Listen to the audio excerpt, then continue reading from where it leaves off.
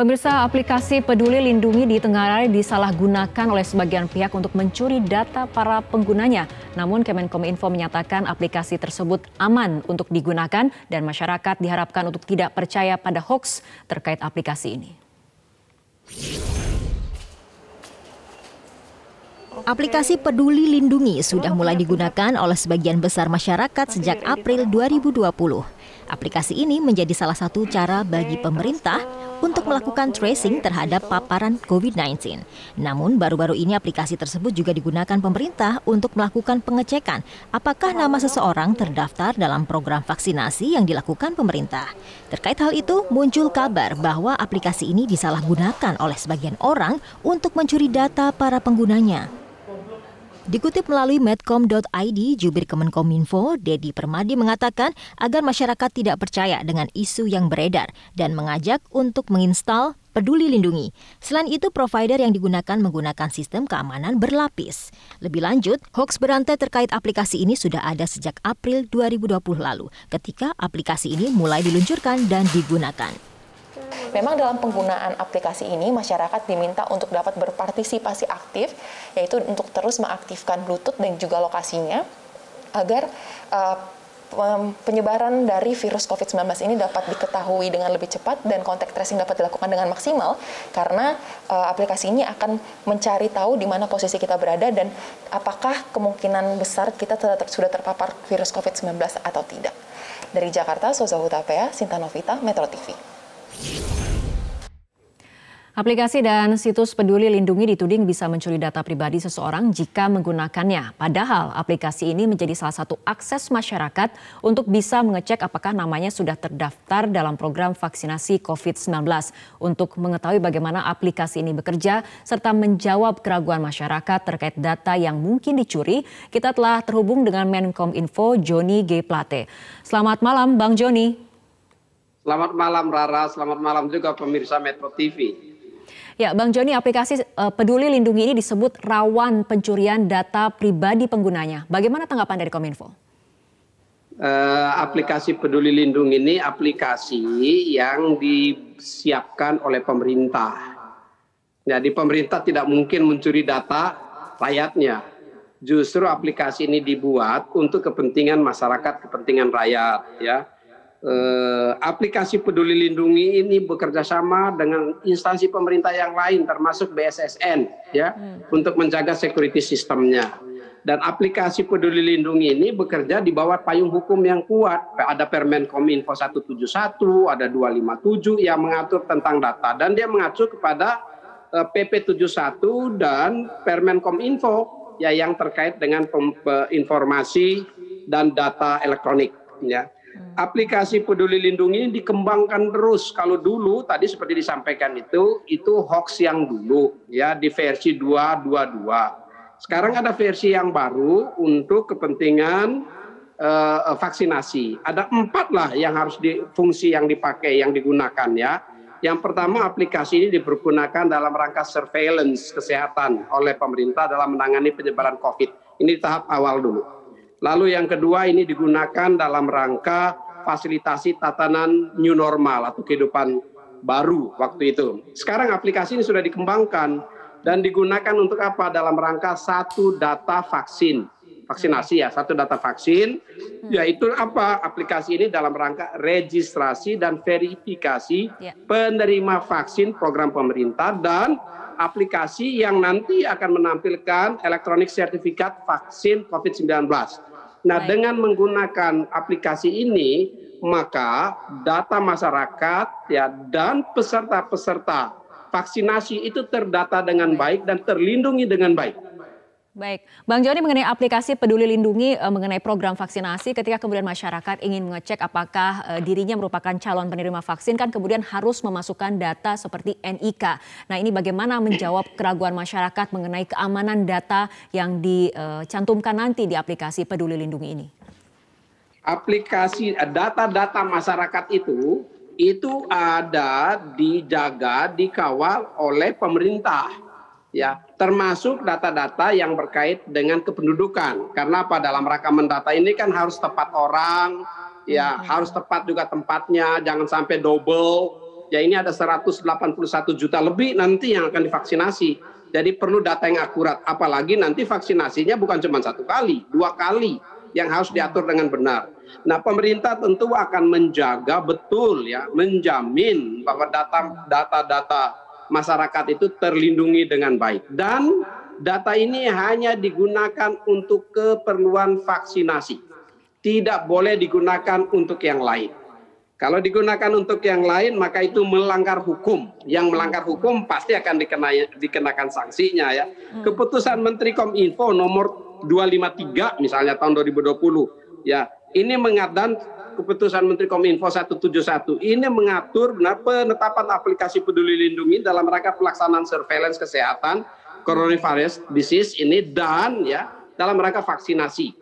Jadi masyarakat tidak perlu khawatir bahwa data-datanya nanti akan disalahgunakan. Tidak perlu itu. Tetapi masyarakat harus tetap waspada agar data-datanya tidak mudah untuk digunakan. Karenanya masyarakat betul-betul harus menjaga agar yang menggunakan one time password ya. Ada sertifikat pinning, ada juga security information event management ya, anti DDoS, banyak sekali dan ini dimonitor 24 jam ya.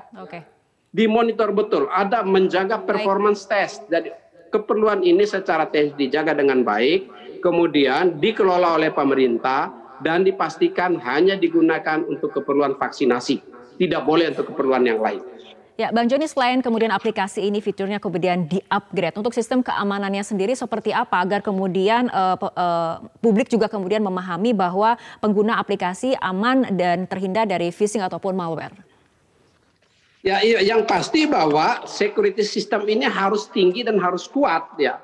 Karenanya security system ini tidak saja disiapkan oleh Kominfo, tetapi yang terkait dengan security system itu menjadi domain dan tugasnya BSSN. Ya, BSSN juga terlibat ya di dalam menjamin dan memastikan bahwa security sistemnya ini terjaga dengan baik. Jadi ada perlibatan BSSN, Security Operating Center, developer, cloud computing, security service assurance, semuanya itu dijaga di situ. Nah, tanpa memanfaatkan menggunakan Peduli Lindungi, maka tentu nanti akan terhambat proses vaksinasi kita. Makanya Peduli Lindungi begitu pentingnya untuk digunakan, tetapi betul Rara bahwa data kependudukan, data masyarakat harus dijaga dengan baik dan pemerintah pasti menjaga itu dengan baik. Security sistemnya itu harus disiapkan dengan baik dan itu disiapkan dengan baik. Hanya tentu ya setiap saat, setiap detik itu ada serangan, ini cyber attack itu selalu ada.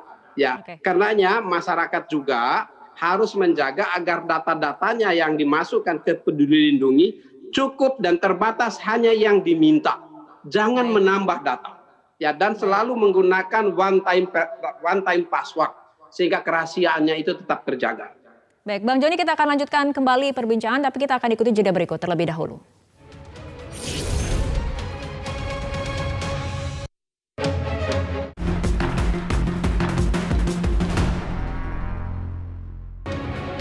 Pemirsa, kita akan kembali lanjutkan perbincangan masih bersama Menkominfo Joni G. Plate. Bang Joni, terkait vaksinasi yang disebutkan akan segera dilakukan, walaupun kemudian masih menunggu izin dari BPOM dan juga sertifikasi halal dari MUI. Ini kan kemudian banyak kita temukan berita-berita hoax mengenai vaksinasi ataupun vaksin itu sendiri. Bagaimana dari pantauan Kominfo sendiri ataupun mungkin meluruskan adanya berita-berita hoax di luar sana mengenai vaksinasi itu? Ya, berita hoax itu selalu terjadi di mana-mana. Hoax itu muncul dari apa? Dari orang yang pertama taunya sedikit tapi ngomongnya banyak, gitu ya. Yang kedua dari apa? Orang yang tidak tahu tapi menyebarkan informasi karena kekhawatirannya.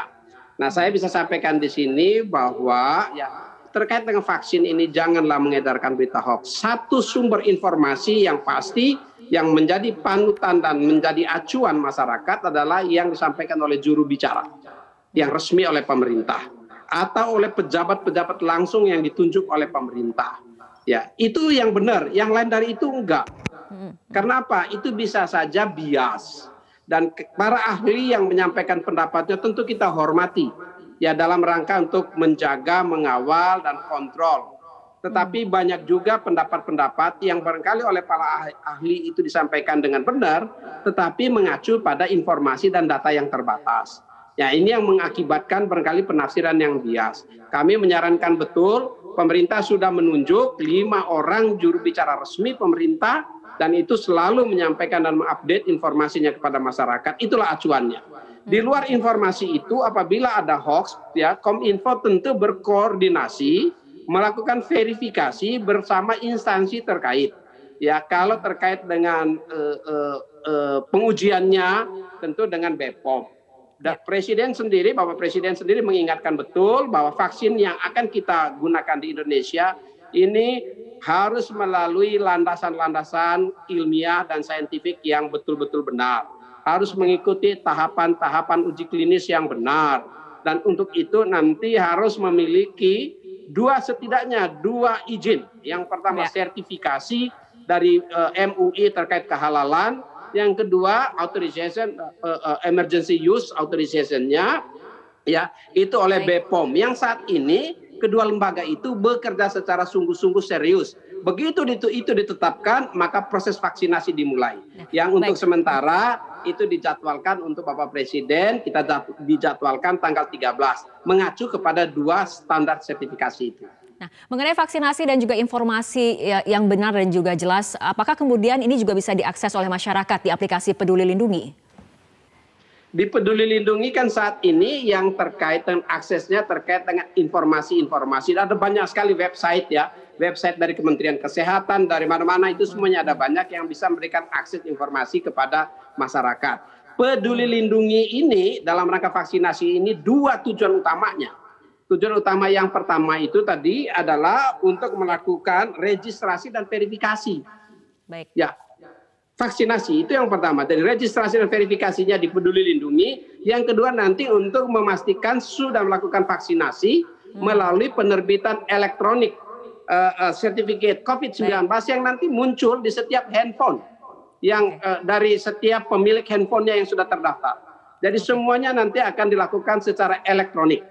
Baik, tapi yang pasti pemerintah menjamin bahwa data dari pengguna aplikasi ini akan aman, seperti itu ya Bang Joni ya? Pemerintah melalui payung-payung hukum yang kuat sudah disiapkan untuk menjaga dan melindungi data masyarakat. Ya, pemerintah menyiapkan security system yang kuat untuk melindungi data masyarakat, dan tentu mengusulkan dan sangat menyarankan agar masyarakat yang menggunakan aplikasi ini memberikan informasi sebagaimana yang diperlukan, jangan lebih. Dan secara khusus gunakanlah one time password untuk menjaga data pribadi. Baik, terima kasih Menkom Info Bang Joni G. Plate telah berbincang bersama kami malam hari ini dalam Prime Time News.